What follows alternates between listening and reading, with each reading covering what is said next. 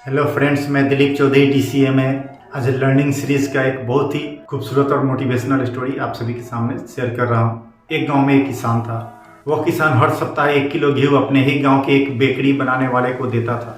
एक दिन बेकरी वाले ने सोचा कि इस घी को तौला जाए कि यह 1 किलो होता है कि नहीं, और उसने वह घी तौला तो वह 1 किलो से बहुत कम निकला। मामला राजा के पास पहुंचा तो राजा ने किसान से पूछा कि तुम किस बटखारा से यह घी तौलते हो कि यह घी कम निकला।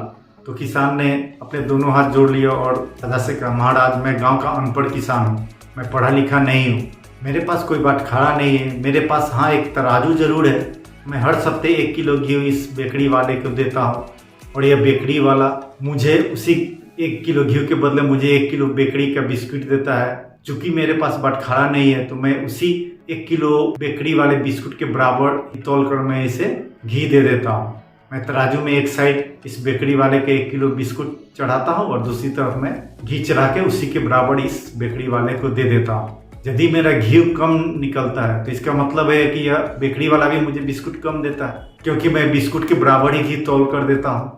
अगर मेरा घी कम निकला तो इसका मतलब यह हुआ कि बेकरी वाला भी मुझे बिस्किट कम देता है। तो इसमें मेरा क्या दोष हुआ महाराज? इसमें तो इस बेकरी वाला का दोष हुआ।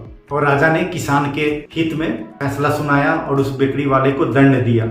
इसीलिए सच ही कहा गया है, जैसा करोगे वैसा भरोगे। इसीलिए सच ही कहा गया है कि जीवन में आप किसी के साथ बेईमानी करोगे तो किसी न किसी रूप में वह बेईमानी लौटकर आपके पास ही आएगी, क्योंकि जैसी करनी वैसी भरनी। तो दोस्तों, इस छोटी सी कहानी से हमें यही सीख मिलती है कि चाहे अपने घर में एक समय कम खा लेना, लेकिन किसी के साथ बेईमानी ना करना। आप एक समय कम खाओगे, कोई तुम्हें देखने नहीं आएगा, लेकिन यदि तुम किसी के साथ बेईमानी करते हैं तो ऊपर वाला उस बेईमानी का फल तुम्हें किसी न किसी रूप में इसी जन्म में देगा। और अंत में फिर से मैं यही कहना चाहूंगा, तू कर्म करता चल, फल की चिंता ना कर, क्योंकि संघर्ष जरूर सफल होगा, वो आज नहीं तो कल होगा। मिलते हैं इससे भी अच्छी मोटिवेशनल वीडियो के साथ आप सभी के साथ अगले अंक में।